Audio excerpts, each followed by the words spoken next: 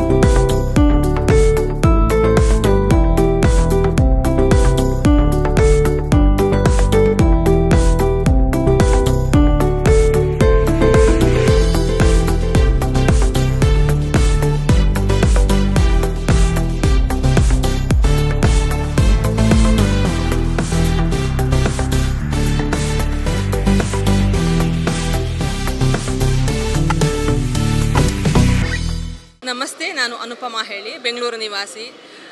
ನನಗೆ ನನ್ನ ಮೊದಲ ಗುರು ನನ್ನ ತಂದೆನೇ ಜಿ.ಕೆ. ಭಟ್ ಪೂವಾಳೆ ಹೇಳಿ. ಅವರು ಮಾಡ್ತಿದ್ದ ಕಾಷ್ಟಶಿಲ್ಪಗಳನ್ನು ನೋಡಿ ನಾನು ಚಿಕ್ಕವಳಿದ್ದಾಗ ಅದರಿಂದ ಇನ್ಸ್ಪೈರ್ ಆಗಿ ನಾನು ಕೂಡ ಪೇಂಟಿಂಗ್ ಮಾಡೋದಕ್ಕೆ ಸ್ಟಾರ್ಟ್ ಮಾಡಿದೆ. ಅವರು ನನ್ನಲ್ಲಿದ್ದ ಒಂದು ಉತ್ಸಾಹವನ್ನು ನೋಡಿ ನನ್ನನ್ನು ಚೆನ್ನಾಗಿ ಗೈಡ್ ಮಾಡಿದರು. ಅದಾದಮೇಲೆ ಬೇರೆ ಬೇರೆ ಗುರುಗಳಿಂದ ಕೂಡ ನಾನು ಕಲಿತೆ. ನನ್ನ ಎಲ್ಲ ಗುರುಗಳಿಗೂ ನನ್ನ ಪ್ರೀತಿಯ ಕೃತಜ್ಞತೆಗಳು.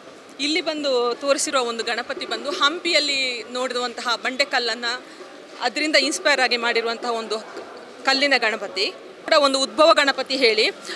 ಕಲ್ಲಿನಲ್ಲಿ ಕೂಡ ಗಣಪತಿಯನ್ನು ಕಾಣಬಹುದು ಅನ್ನೋದಕ್ಕೆ ಒಂದು ಉದಾಹರಣೆ.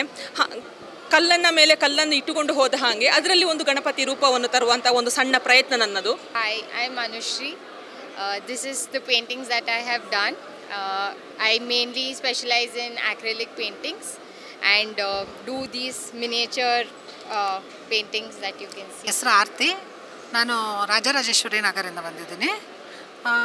ನನ್ನ ಥೀಮ್ ಬೇಸ್ಡು ಎಲಿಫೆಂಟ್ ಮೇಲೆ ಮಾಡಿದ್ದೀನಿ. ಸೊ ವೇರಿಯಸ್ ಮೀಡಿಯಮ್ ಯೂಸ್ ಮಾಡಿ ಎಲಿಫೆಂಟ್ನ ಹೈಲೈಟ್ ಮಾಡಲಿಕ್ಕೆ ಟ್ರೈ ಮಾಡಿದ್ದೀನಿ. As such it is N huge animal. ಅದನ್ನು ಯಾರೂ ಅಷ್ಟು ಡೀಟೇಲಾಗಿ ನೋಡಲ್ಲ. ವೆನ್ ವಿ ಪೇಂಟ್ ತುಂಬ ಚೆನ್ನಾಗಿ ಅದನ್ನು ಡೆಪಿಕ್ಟ್ ಮಾಡ್ಬೋದು ಅಂತ ಎಲಿಫೆಂಟ್ ಥೀಮ್ನ ಚೂಸ್ ಮಾಡಿದೆ. ಬ್ಯಾಂಗ್ಳೂರಿಂದಾನೆ, ಮತ್ತಿಕೆರೆ ಲೊಕ್ಯಾಲಿಟಿ. ಇನ್ಸ್ಪಿರೇಷನ್ ಬಂದು birds. I am a bird watcher enthusiast. So ಚಿಕ್ಕ ವಯಸ್ಸಿಂದನೂ ಬರ್ಡ್ಸ್ ಅಂದರೆ ಲಾಟ್ ಆಫ್ ಇನ್ಸ್ಪಿರೇಷನ್ ಥರ. ಸೊ ಎಲ್ಲ ಪೇಂಟಿಂಗ್ಸು ಬರ್ಡ್ ಓರಿಯೆಂಟೆಡ್. ಸ್ವಲ್ಪ ಅದು ಎಲ್ಲಿರುತ್ತೆ ಅದರ ಹ್ಯಾಬಿಟ್ಯಾಟ್ ಮೇಲೆ ಸ್ವಲ್ಪ ಪೇಂಟಿಂಗ್ಸ್ ಮಾಡಿದ್ದೀನಿ. Hi everyone. So I'm from Whitefield in Bangalore. I'm a wildlife artist. So this is my first time in Chitrasante. So this has been a beautiful, engaging experience for me. Such an inspiration to see everywhere. So if you could see, it's all my wildlife paintings. So I specialize in acrylic and watercolor. So especially on nature, related to nature. But I'm also a corporate trainer, so that's my profession. I also teach online, so I have my weekend art school where I teach. So many of these are like my students' demo where I teach. West Bengal, Kolkata. Here I'm staying in Bangalore now. I have settled in Bangalore here. And this is my first time in Chitrasante. It's a wonderful art fair. And I'm privileged, to participate along with more than 1,500 artists from all over India and from 22 states. So I'm really feeling privileged because I'm a self-taught artist. I don't have any art background. So I'm a self-taught artist. And here are my paintings. You can just have a look. ನನ್ನ ಹೆಸರು ಮೇದಿನಿ ಸಂಕಣ್ಣವರ್. ನಾನು ಪುಣಾದಿಂದ ಬಂದಿದ್ದೇನೆ. I am a hobby artist. ತುಂಬ ಚೆನ್ನಾಗಿ ಅನಿಸ್ಲಿಕ್ಕತ್ತಿದೆ. ಭಾಳ excitement ಇದೆ ಕಿ ಭಾರಿ ಮಸ್ತ್ ಎಕ್ಸಿಬಿಷನ್ ಇದೆ. ಫಸ್ಟ್ ಟೈಮ್ ನಾ ಪಾರ್ಟಿಸಿಪೇಟ್ ಮಾಡಿದ್ದೀನಿ. Hi, this is Swarnima Joshi. This is my first year in Chitra Sante and I'm participating with my few friends. These are portrait, mostly I work with portraits in soft pastel and oil, acrylic.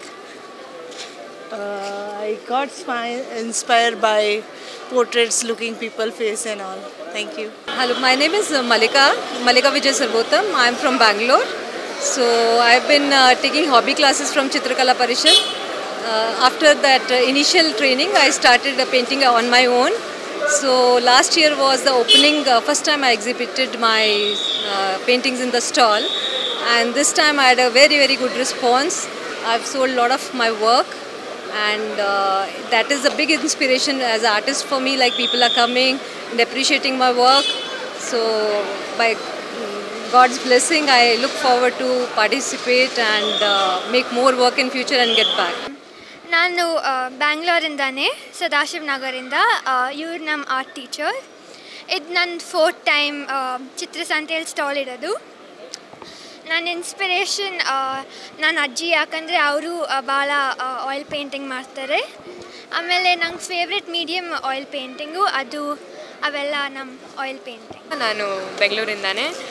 So art ನಾನು ಮಾಡ್ತಿದ್ದೀನಿ ತುಂಬ ವರ್ಷದಿಂದ.